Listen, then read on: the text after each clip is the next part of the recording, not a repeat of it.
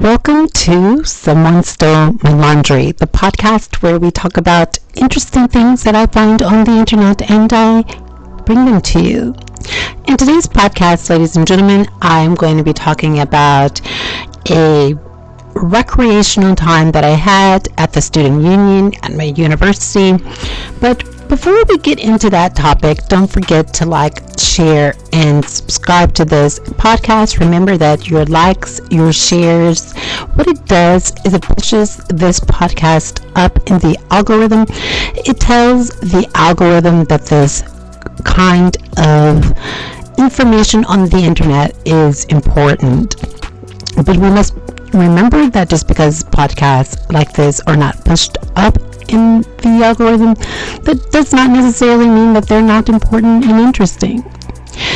And so with that, ladies and gentlemen, don't forget to get yourself a cocktail, a hot cup of tea, a cafe, a bottled water, juice, whatever you like to have to drink. Go ahead and get that now and come on right back.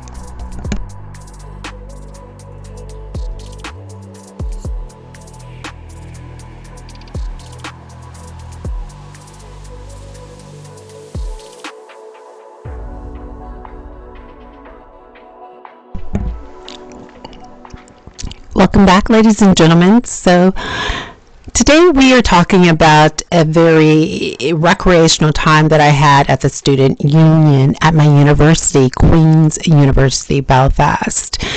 And so it started on a Friday afternoon. I was speaking with a group of international students, and they told me that they were going to the student union and the bar to participate in a round the world event. And I queried, I was like, is this the round the world event that I played when I was in elementary school? And so, ladies and gentlemen, when I was in elementary school, we used to play this game, and I think it was around the world, but it was around the world math, right? And of course, I didn't win at this game a lot because, of course, math is my worst subject. But it's interesting because I enjoyed that game a lot when I was in elementary school. And so what we would do is we would stand behind a person's chair, so one of our classmates' chair, and our teacher would hold up a math equation, and if the person who said the answer first,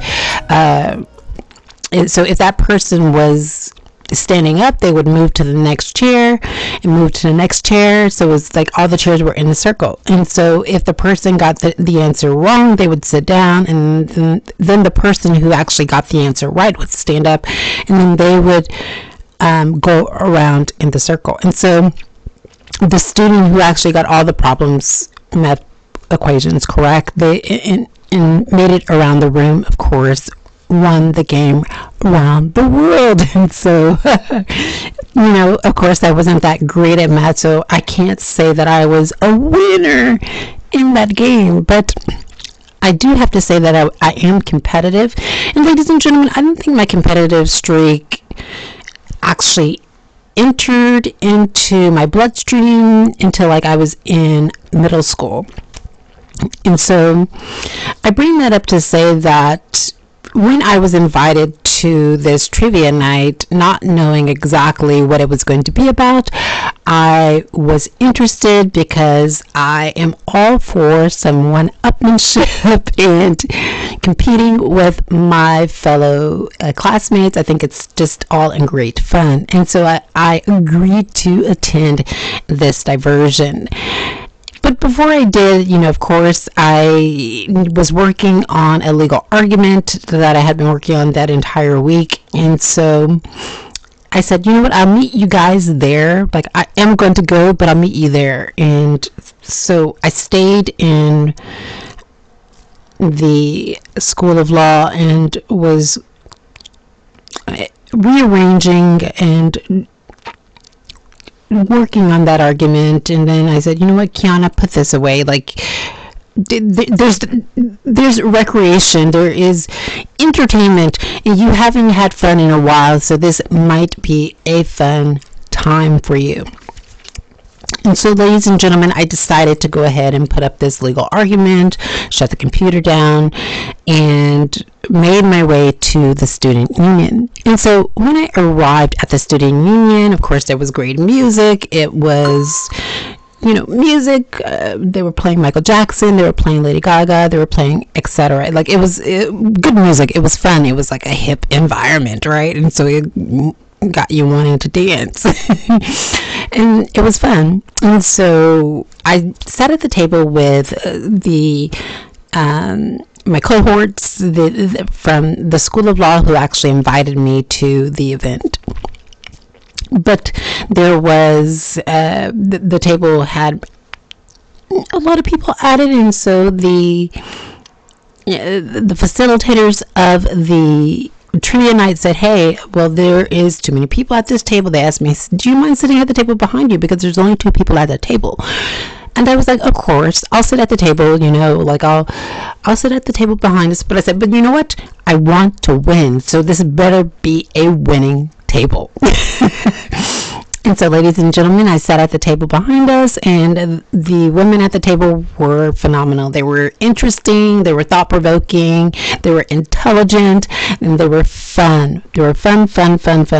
Like, we talked a lot about exactly their programs and what they wanted to do with their lives, and they were just funny. Like, they were just, they made the night very fun. And so as we were participating in this trivia night, there were questions coming up on the screen, and there were some answers that they really knew quite right off the top of their head, and there were questions that I knew right off the top of my head. One of the questions that they knew right off the top of their head that I didn't know is that, for example, where the restaurant, I believe it's called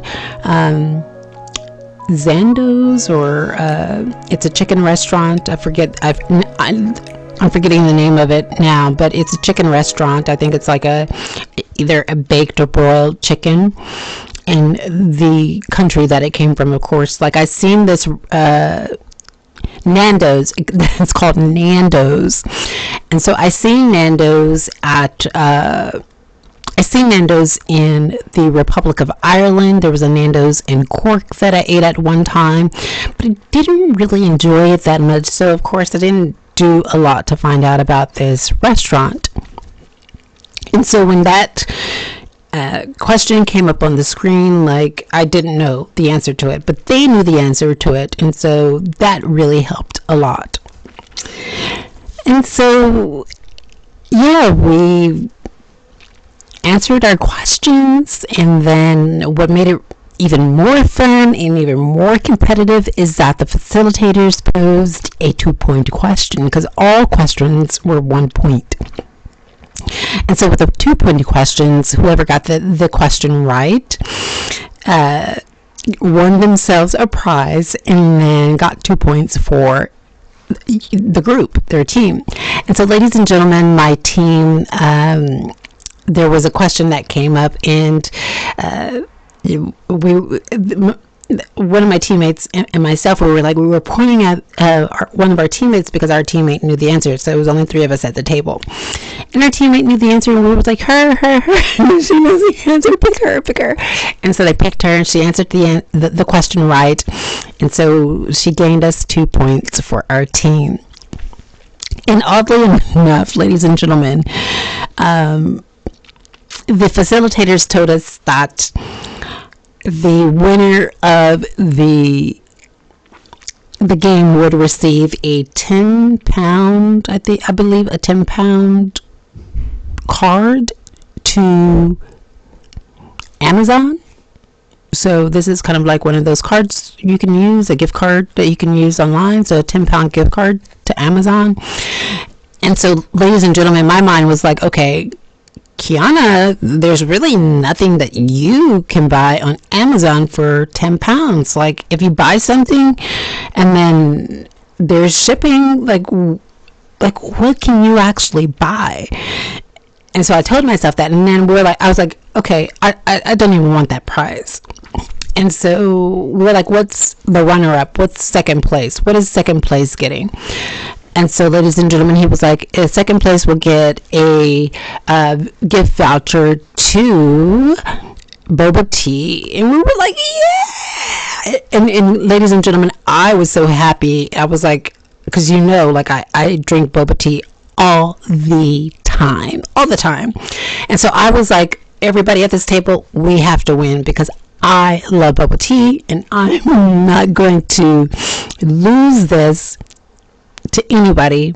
And so, ladies and gentlemen, it's very funny, because while we were at the table, my group and we were like, okay, we want boba tea, but I was like, but I hope it's not ganja, because I really didn't really have a good experience with the tea that I got when I went there that one time. And so everybody at the table was like, us either, like, we don't really like that place, we like other places, right? And we were talking about Chai Time, and I forget this other place that is very popular that I go to and that they go to as well. And so it's very funny, because the gift certificates that we received, or the gift vouchers that we received, was to ganja. And so I was like, oh my God, okay. But when we were sitting at the table, I learned something that I didn't know before about this restaurant. And what I learned is that they actually served an ingredient, and I think the ingredient is called Taro. And so basically what Taro is, it's like a yam, but like a purple yam. And I'm not really sure how the way they mix it into the tea. I'm not really sure, like, the emulsifying process to it. But what I do know for sure is that it was recommended to me by the girls at my table, and they were like, you've got to try Taro, because it tastes like biscuits. And now, ladies and gentlemen, I'm not sure if they were talking about American style biscuits that you put in the oven, and then it's kind of like a biscuit that you have with your breakfast in the morning, or if they were talking about like cookies, like a chocolate chip cookie, right? And so when I heard biscuit, I remembered that in the United Kingdom, their translation for biscuits, or the translation for cookies, is biscuits. So I was thinking, okay, maybe she's talking about cookies, that this tastes like cookies. So if it tastes like cookies or if it tastes like biscuits, I like both of them, and so I'll try this flavor. And so when I went there on Saturday, I said, hey, I want my bubble tea hot, and I want to try Taro. I heard it tastes like biscuits. And so she laughed. The woman at the counter laughed, and she was like, yeah, it's like a purple yam. And basically, she explained to me exactly what it was, right? And I was like, okay, I want that. And the gift certificate said that I could have 3 toppings. And so I was like, I love tapioca. I always get tapioca in my bubble tea. So 3 servings of tapioca.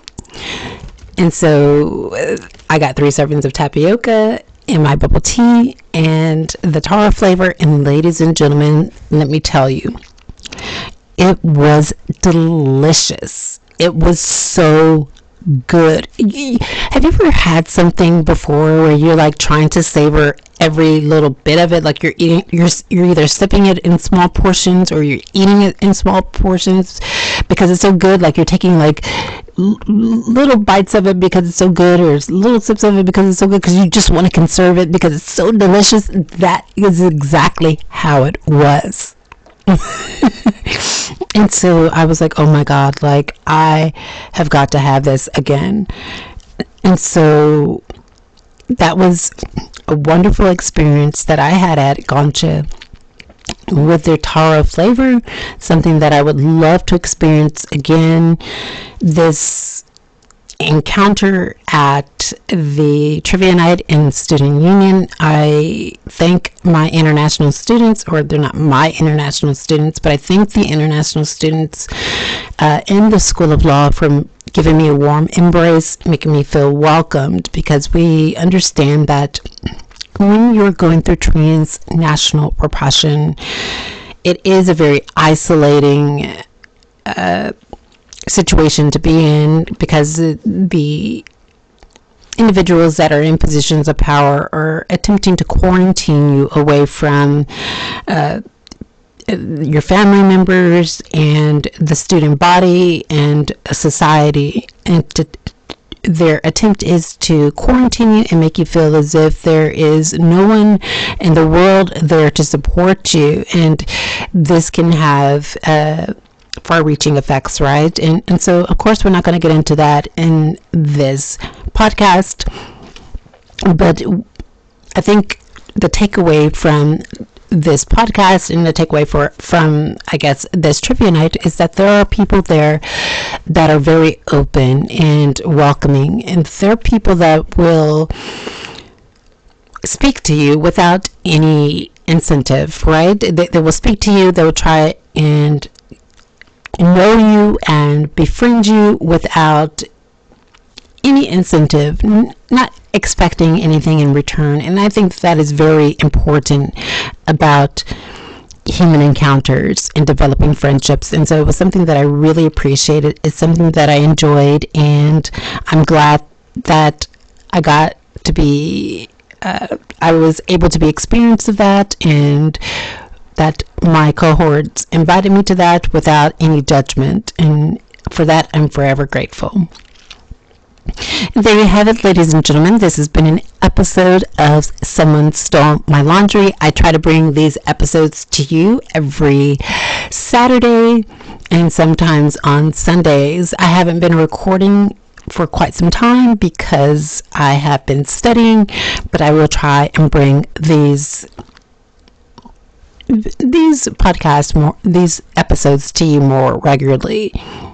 And before we end this episode, please don't forget to like, share, and subscribe to this channel. If there's something that you want me to discuss, let me know. I'm open to, I guess,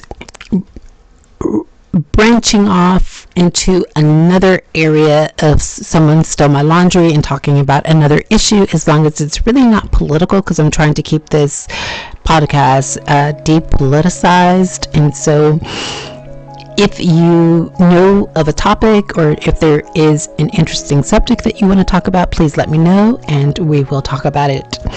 And there you have it, ladies and gentlemen. Have a good night.